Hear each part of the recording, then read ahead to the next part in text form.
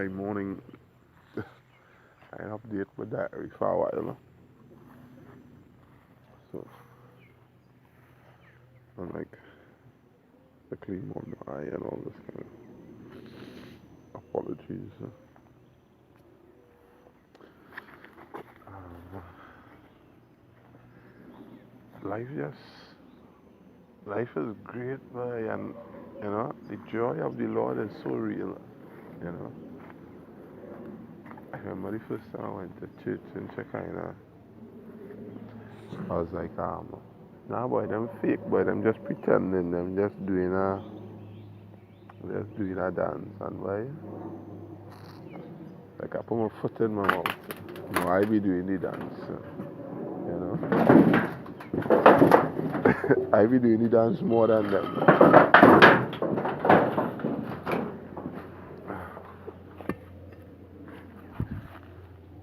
So life really take a real turn around for me, boy.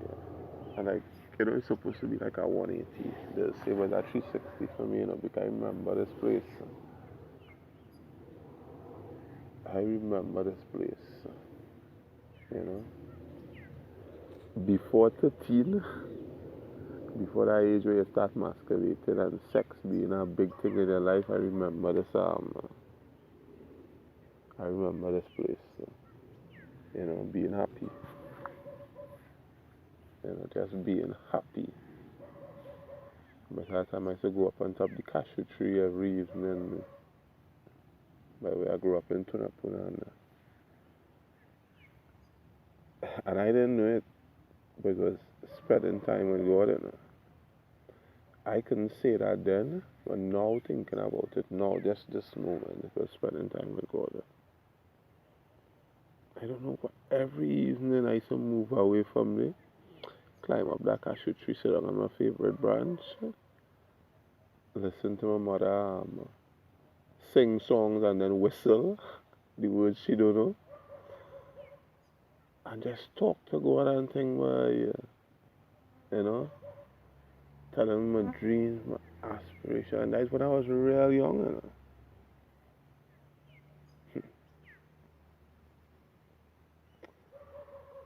And then you start playing with yourself and your whole life turned upside down.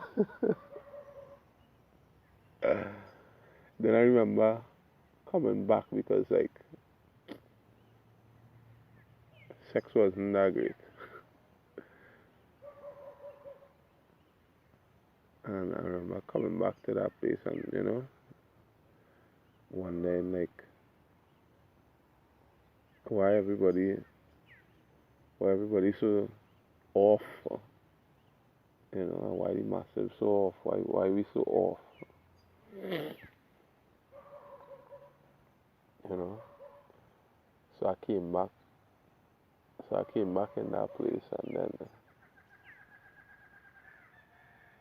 I went back again to that lost place.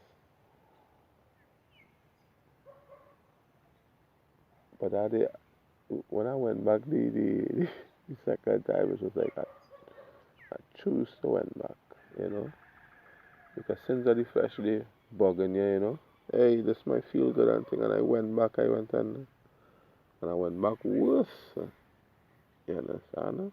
So what kind of folly I want to deal with? I tell them, God, give me 10 years, let me try it. Because I know it's shit, I tell them, God, give me 10 years, let me try it, and then I go serve you. Oh, God. Thank you, Jesus. Thank you, Jesus, for shedding your blood. The shepherd people. Sometimes you could really be shepherded, or you could really be shepherded, you know. And God was faithful. But it's only yesterday I was thinking, I cannot fit in, and I was sharing that with one of my brothers, but not my blood brothers, one of my brothers in the Lord. And I was saying, even when I was lost, I couldn't fit in, because I wasn't a person of barriers, but barriers and impossible things. I can understand that. Honestly, I can't understand it. I do fit in there. So even when I was lost and in the world, when I think, well, you go fit in because all of them sinning, but you ain't gonna have no problem with you. I couldn't because impossible wasn't a word in my vocabulary, you know. And I saw that and I saw it's only when I came back and I went in Shekinah, you know, and not the religion, you know, when I came back to God, the place is called Shekinah where really kick started. It was about coming back to God. One of the first things he showed me bright and bold that all things are possible with God. So I can fit in nowhere else but with God. You know.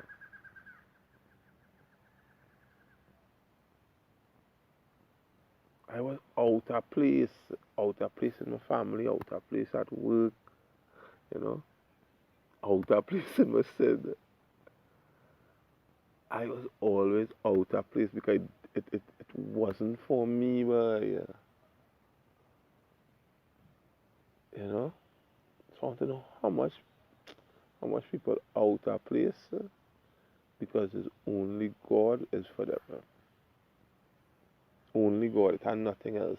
It have nothing else. Like now in my life, nothing else really means nothing means real plenty things means nothing to me.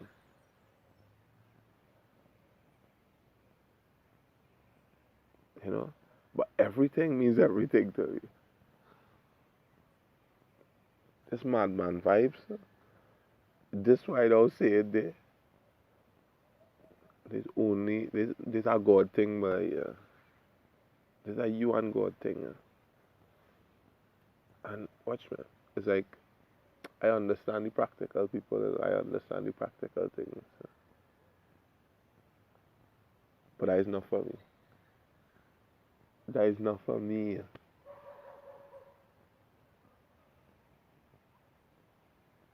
I finally found the place where I fit,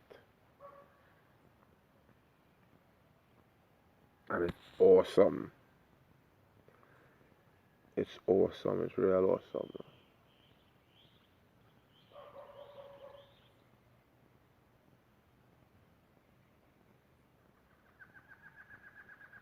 So that is what happened marvelous in my life so far. Again, well, any excited stuff. I think I get it out.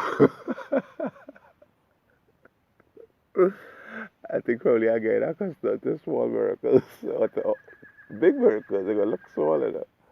But that's big miracles. So God, I have to give them bigger. You have to keep on showing me more and more. You understand? Because like as I get accustomed to the Holy Spirit, it's still a joy to see it in action. It's again accustomed to like, let the Holy Spirit know yourself. Let the Holy Spirit know yourself. You know? So I would kind of see it out as I don't know how to pick up this habit. Healing out people by I call it Jesus. I say Jesus. So every time they see me, they call it Jesus. You know? And it's so awesome because it's really true. It's greater is He that is in me than He that is in the world. Jesus in me, where I asked how Jesus in me, where you understand? So when you see me shout out the name Jesus, I went to this hardware. I went there before, and the woman does actually have children doing like a daycare with children. Not daycare really, but like lessons. I think it's free. And as you go in, the commandment to say, good afternoon, sir, I love you. And I started to tell her the same thing, hey, Jesus. All of them started to shout out, Jesus. Like, we was giving one another high five and all kind of thing. And it was so awesome, man. You really have to grow up treading the joy of the Lord. You know? In the joy of the Lord. Because like yesterday I was thinking about it and it was like, we are really made in God's own image and likeness. God is a creator, we is a creator. And I was telling my friend, I say, you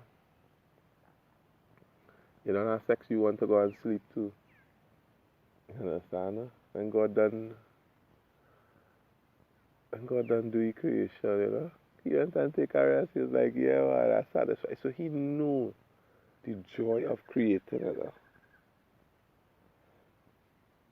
And I understand now why sex so nice.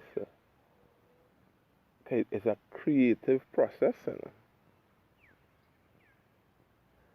Sex is meant for a creative process. And that's why it's so sweet. But God knew that. God know how sweet sex is. You understand? He know how sweet a creative process is. And then he know even sweeter taking joy in watching this creation grow. You know? And like even when the children they stand up and ball, good afternoon, sir, I love you. You could understand now how God feel when you give him worship. You understand? When them children said, all them children in one accord said, good afternoon, sir, I love you. It's like, it hit you, look how sweet creation is, the whole creative process and growth is. You understand? It's really beautiful. And that is why you like, watch me take your time before you jump in this. Because you could go off. You understand? If you jump in this without knowing my presence, without knowing who created you, and without you saying, I love you every day to the person who created you, you will be led astray. By your own mind, by your own demise, by your own flesh. Don't get tied up here.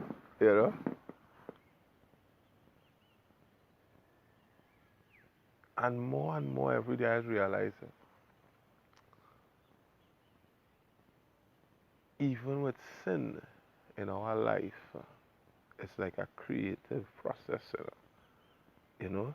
And even that sin of sex, that fornication sin, of doing it before you're married, and doing it before you know who your creator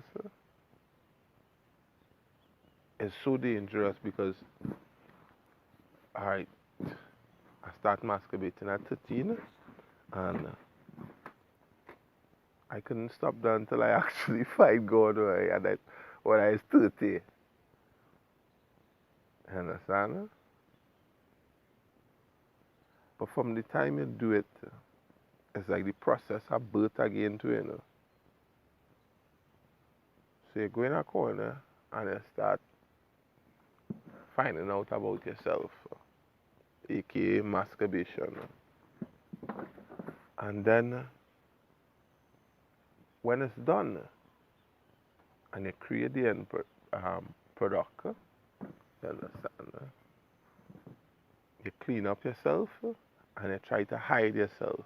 Try to clean up yourself so when you go out there, nobody ain't gonna know. Hey, you was joking. You understand? So you clean up yourself and then you start to do it in secret. You hide it and doing it. You understand? And then you start protecting it now. You understand? You're going in corners doing it. You're cleaning up good. You understand? And you're putting away wherever it's your tool you use to do it. You understand? So if it's your rag, you're cleaning, you're washing the rag, put it back up to dry. You know? so you can clean up yourself after, and nobody ain't gonna know, so you're protecting it. You don't want your mother to see you coming out because you don't want to tell she, hey, that wrong. You don't want she or your father to tell you, hey, that wrong, Like follow stop all that shit for this, So you're not letting them know. You understand? You're protecting it. And then now, after that, because it's a creative process, it's part of the creative process, you go in and rock back and sleep, then get up and eat. You understand? So you go in and eat, you go in and sleep first now. Because I'm tired now, but I can take a sleep. And then, so you take a sleep, yeah, just like a baby. And you get up. And you start doing after a while, now about to put something back in the back. Yeah, peanut punch or something, to put it back in the back. But then worst of all now too, you start to find company in it, You start to find people who does do it as well. So it becomes normal. It's normal. And it's not normal, so you don't feel bad about it. And then you have the dangers of the internet. People will tell you how to do it. You understand? Another person will actually show you how to do it properly, how to sin properly. You understand? So you're growing in it now, man. You understand? And you invite others in it. So you invite your partner in it. Both all are doing it together. Masturbating. And we see who could come first and all kind of folly you end up catching yourself because it's normal. Then now, you're going to invite a sister in it, or a sister invite a brethren in it. And then we do it to one another, that we have sex. And then you give birth to this. You give birth to this child. You understand? And you start doing the same thing what you did with sin with the child. Nurturing it, feeding it, protecting it. You understand? So sin becomes like a part of life for you. But God's so great that he could actually, the blood of Jesus could turn that right around and make this child a blessing unto the earth. You understand? So that is really great about that, But you see how dread sin is? That you just actually treat sin as something that you will say you love. You love this child. But you treat this child just like sin. Just like sin. And as me and a young man was talking, and I started explaining to him why not to lean on your own understanding.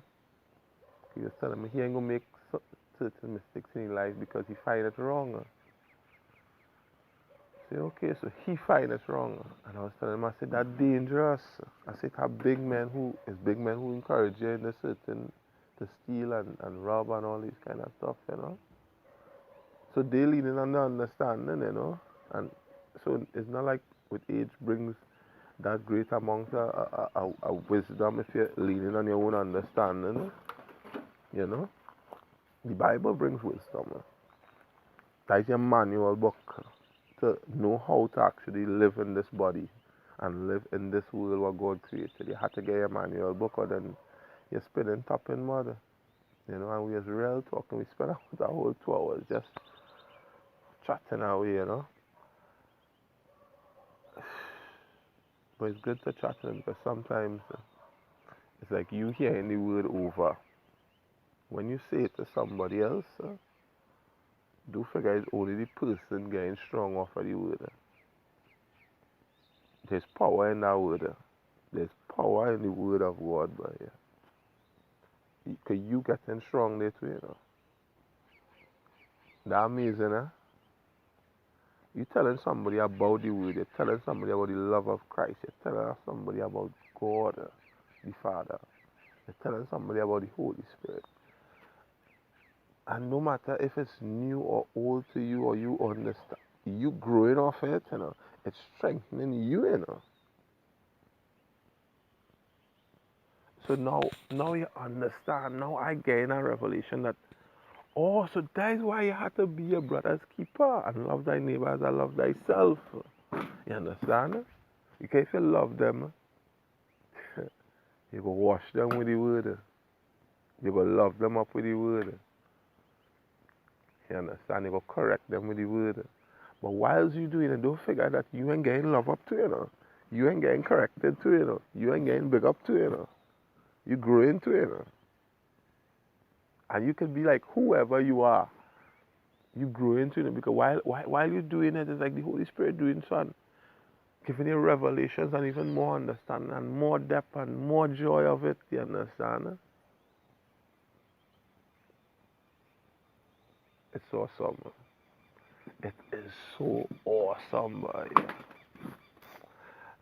Hey, and another thing what happened real great yesterday, but I was talking to my brother. There's my real brother, and at time we kind of make this, I don't know how to say it. It's like a declaration or covenant with God, because he was saying, I really, I'm glad for you, but I see it for myself, Yeah, yeah. And I find, to be honest, I find, all right. Why here it is alright, you want intimate relationship with God, right? Good for you. I love you for that, but I find that is real awesome. That is something to actually set at one of your top goals in life. I want to have an intimate, I want to have an encounter. You understand? Thank God I actually, know so I can say these words.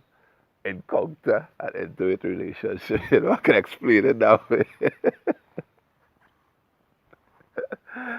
So what he just said, God had to, like come down and show it for himself, you understand? I understand. He wants to encounter, he wants to have an intimate relationship with God. And that is good. That is good, that is good. So he was saying to me, he made like a little promise, if God do this for me and do that for me, I will, give him a little more forward. And God is ever living, ever faithful. You understand? I see God did it for him. And he called me yesterday and I just let him know. But I see God did it for you, but yeah. You understand? I say, that while I get to talk to you, so I didn't get to really glue to their face, so show off, Hey, God come true for you. And then, so God come true for him. He see God come true for him. He still saying God had to give him a more intimate relationship. He had to go dig a little deeper too, But he's God. But the nice thing about it, yeah, God will do it. I believe God will do it. He will dig a little deeper. He will give him more. He requested now. All right, I can do that. It's God. Like, no, I can do that. You understand? I'm the top shotter here. But sometimes we ask for things, and we thinking, well, God will do it. All right, He will do it in our dream. I'll go in my bed, and just like how when Adam was sleeping, he pulled out the rib, and he created Eve, Thinking, yeah, it will be like a nice process. I was sleeping, and yeah, I get my little encounter, yeah, fine. But it don't work always so, It don't work always so. You can't tell God how to do it. Because reading the Bible the other day, listening to it, and you're saying, it's just like, as God, I could choose who I want to bless and who I don't want to bless and who I want to big up and who I don't want to big up, basically in layman terms, you understand? And it's still righteous. You understand? 'Cause I got it. You understand? I know I do it. I know the end plan of this. For that said reason, I have created the, understand? So I created this out of time and man for a reason. You don't try to figure out my reason. You're not God and you're not even close to God. Chill out, you understand? Basically, it's saying that, God really just putting you in place, you understand? Chill out. And what was it? What was it? Yeah. So God know what he doing. So you asking for a more in-depth encounter when he give you one. But he know why he give you it like so. You understand? But you're asking for more. He's God. Alright, you're asking for more. Alright, he's my child.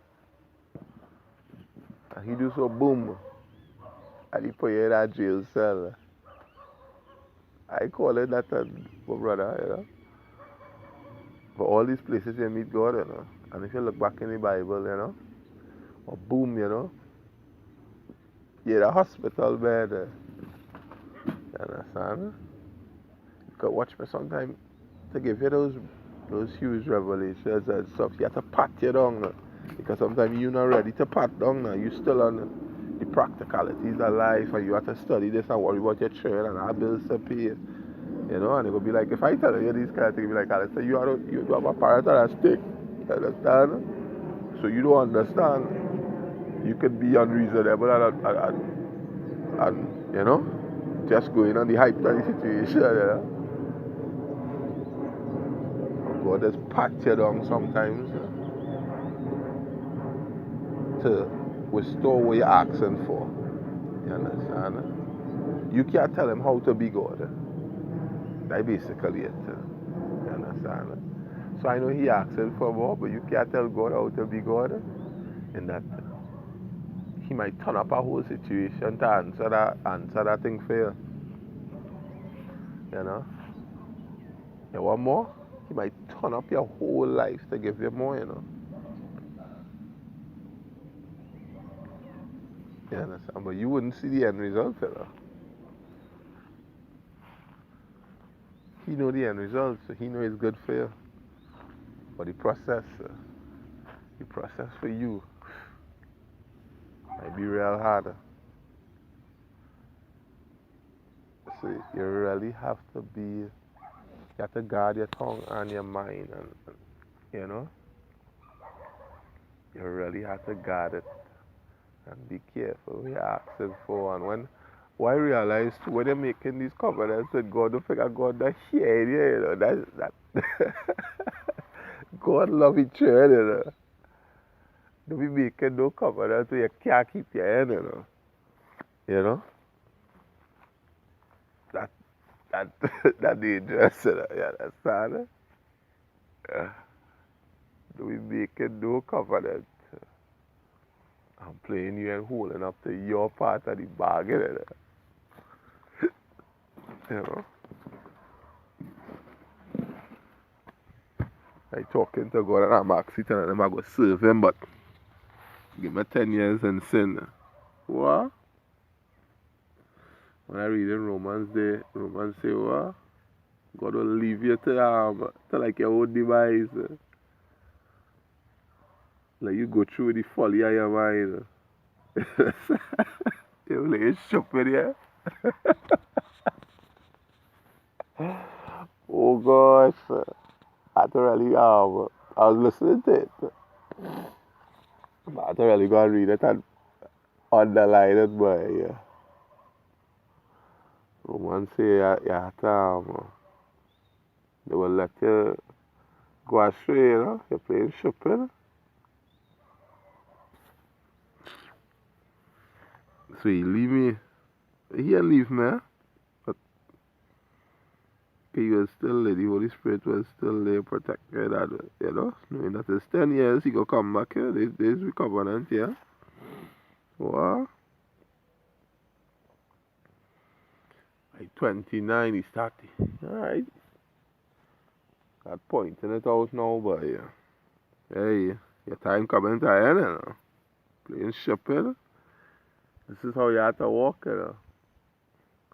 Bring a deacon or hell anointed for like hell. You kind of know what it's to be anointed or not anointed and all this kind of thing, eh? But you know there's a man of God. There's a man of the cloth.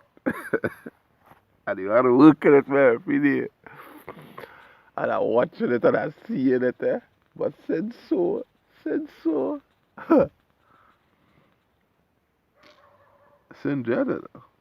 Sin so dread, sin be like, you know, nothing, you know. You know, I trying to duck it and run from it and I have to work with the man every day. We. Real good fella, eh? And he not on me, you know. He don't know what going on, you know. He don't know nothing, you know. He just being Mr. Marshall, you know.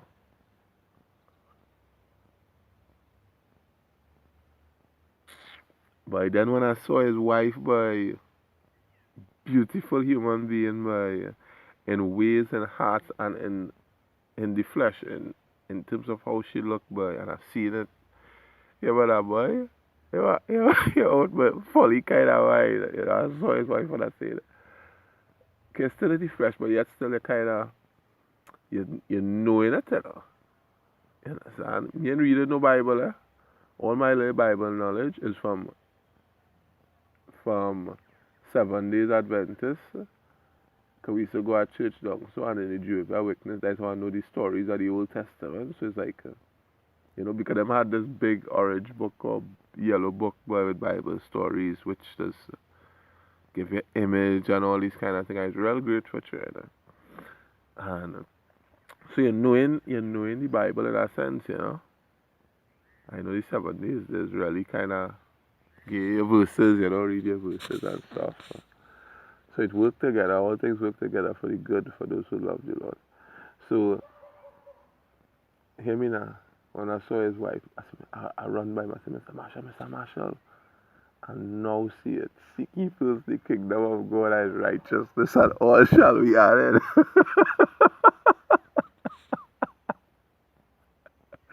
Because I saw his wife, I saw how beautiful she is, you understand? And Mr. Marshall is quite a handsome guy. So you see it, hey, it's like Job, you know, he had beautiful children, you know, so you see that, that beautiful offspring, that's really God putting his hand and putting these two creations together and saying, create even something more beautiful, you know, and grow them up in the fear of the Lord, you know, and you kind of see it all in one day, you know, so you see it everything, so it's like God telling you, you know, hey, you're playing ship with you, so God robbing the team too, you know. You robbing the team that, you know. Okay, look, I can do it in 10 years, but you wanted to go and experience this. Yeah, but I gonna make it work out, you know. But you see, watch. You thought you'd have missed something if you have served me when you was 20. Watch what I do for you. You know, so it's like God robbing the tea, you know.